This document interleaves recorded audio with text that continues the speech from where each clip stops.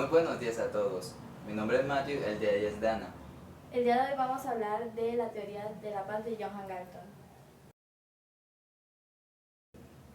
Entonces empecemos como la paz como proyecto y meta. Iniciaremos con los principios básicos de la teoría de la paz del llamado padre de los estudios de la paz, Johann Galton, el cual establece la pregunta controversial de que si el hombre es bueno o malo por naturaleza. Porque asimismo, como ya lo sabemos, el hombre es capaz de traer paz como traer destrucción al mundo. Entonces, abarcaremos todos estos temas. Históricamente, el mundo se ha guiado por la máxima: si vis pacem para la paz. Si quieres paz, prepárate para la guerra. Pero en la tesis de Johann Galton, este se basa en que si vis pacem para paz.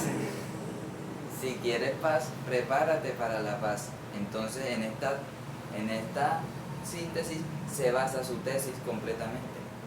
En Galton es de suma importancia contar con una teoría del conflicto, tanto para los estudios para la paz, así como para los estudios sobre el desarrollo.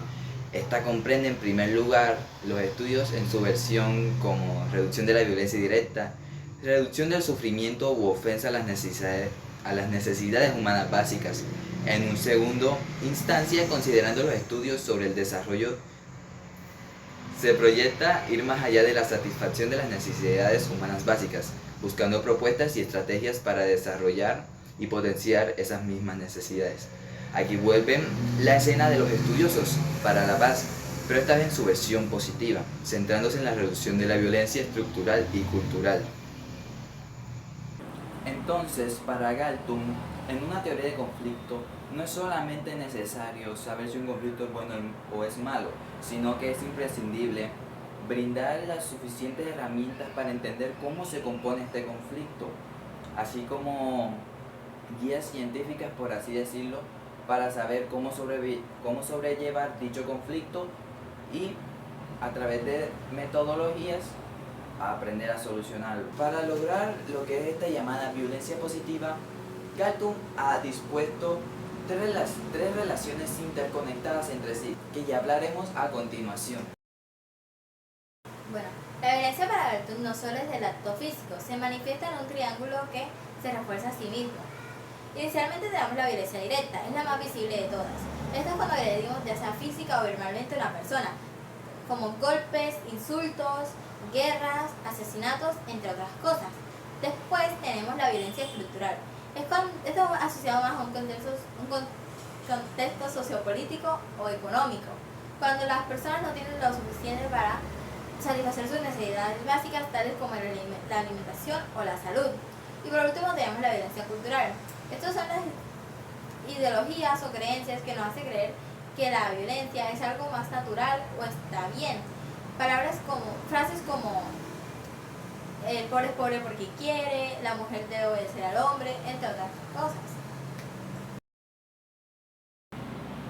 Si queremos una paz positiva, debemos desmantelar este triángulo. Para Galton, el conflicto es un hecho natural, estructural y permanente, por lo tanto, el conflicto no se soluciona, sino que se transforma.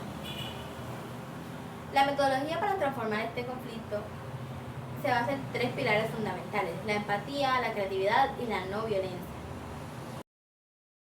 En conclusión, los elementos básicos que caracterizan este método serían: superar el conflicto con la finalidad de que todas las partes alcancen sus objetivos. Segundo, hacer crear las condiciones para que los aspectos transformativos sean dominantes. Observar el diálogo como el método más adecuado para llevar a cabo esta acción. 4. Diálogos transformativos, empatía, creatividad y no violencia.